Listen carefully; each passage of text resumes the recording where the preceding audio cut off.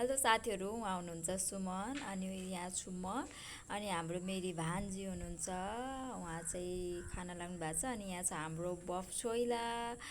अनि उहाँ देखाउनु हुँदैछ हाम्रो सपुमिचा। हामी चाहिँ आज छौँ पाटनमा, पाटनको नेवारी कुजिनमा। हामी चाहिँ यहाँ हुनुको उद्देश्य भनेको चाहिँ मेन चाहिँ हामी सपुमिचा खाना चाहिँ यहाँ छौँ। सपुमिचा सँगसँगै तपाईँहरूले देख्न सक्नुहुन्छ त्यहाँ चाहिँ बफ छोइला पनि छ।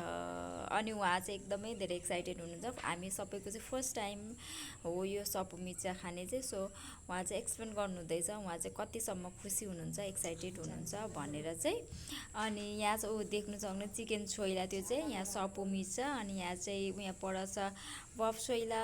अनि यहाँ चाहिँ एक ठाउँ चाहिँ हामीले सकिसकेको छौँ। अनि अर्को छ एग बारा अनि बफ बारा।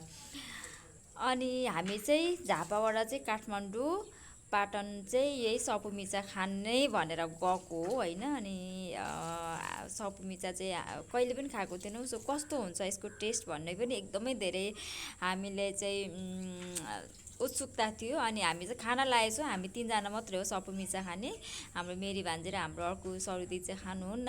अनि अब हामी चाहिँ खाना लागेको छौँ, चोइस गऱ्यो अनि गएर खाए ल भन्नुहुँदैछ हाम्रो भान्जो र सुमनले चाहिँ। भान्जोले पनि खानुभयो, सुमनले पनि खानुभयो। अनि उहाँहरूको चाहिँ एक्सप्रेसनले नै देखाउँछ कस्तो थियो सपुमिचा भन्ने कुरा चाहिँ। ओ गुड गुड गुड भनिराख्नु भएको छ।